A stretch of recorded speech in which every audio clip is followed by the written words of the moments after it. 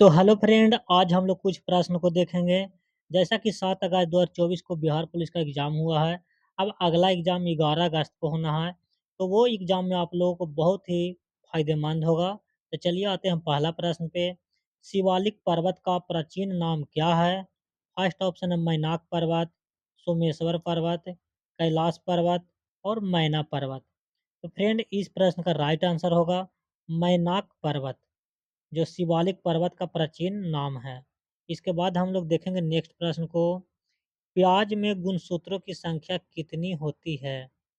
12, 14, 16 और 18। तो फ्रेंड, प्याज में गुणसूत्रों की संख्या होती है 16, यानी 16 गुणसूत्र होती है, यानी 8 जोड़ा प्याज में गुणसूत्र होती है। इसके बाद हम लोग देखेंगे नेक्स्ट प्रश्न को।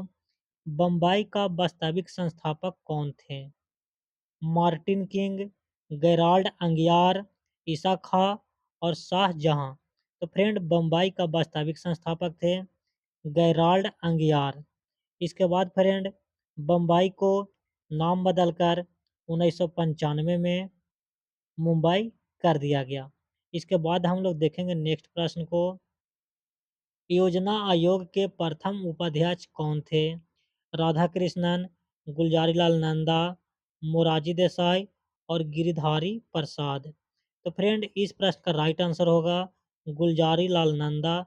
योजना आयोग के प्रथम उपाध्यक्ष थे और योजना आयोग की स्थापना 15 मार्च 1950 को किया गया था।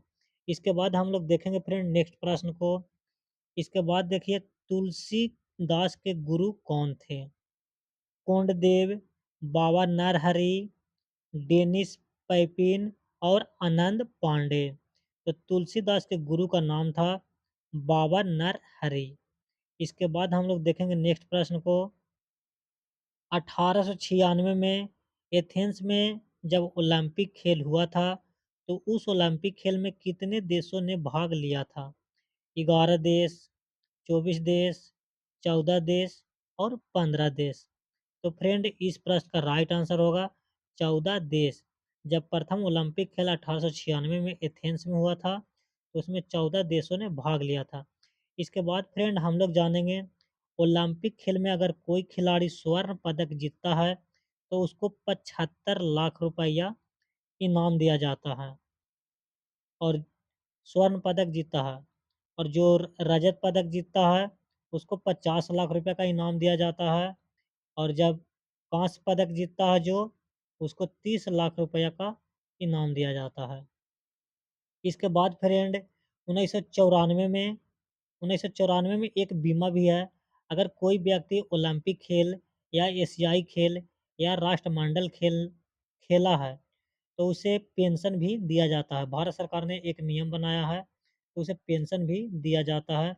ओलंपिक खेल में अगर आप स्वर्ण पदक या कोई पदक जीते हैं, तो आपको 20,000 रुपये का पेंशन मिलेगा। यानी आपको 30 वर्ष हो चुका होना चाहिए। अगर आप 30 वर्ष से ऊपर हो गए हैं और खेल में रिटायर हो गए हैं, तो आपको 20,000 रुपये का पेंशन मिलेगा जीवन भर। इसके बाद फ्रेंड हम लोग देखेंगे नेक्स्ट प्रश्न को। भारत तथा चीन के बीच पंचशील समझौता पर हस्ताक्षर कब हुआ था? 19 जनवरी 1954 को, 29 अप्रैल 1954 को, 13 अप्रैल 1954 को और 23 अप्रैल 1954 को। तो फ्रेंड, पंचशील समझौता 29 अप्रैल 1954 को भारत और चीन के बीच हुआ था। और फ्रेंड, पंचशील समझौता 8 वर्षों के लिए होता है।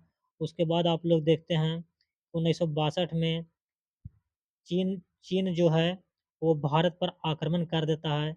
अरुणाचल प्रदेश अरुणाचल प्रदेश की तरफ में चीन आक्रमण कर देता है। और 1962 1964 में जवाहरलाल नेहरू का मृत्यु भी हो जाता है।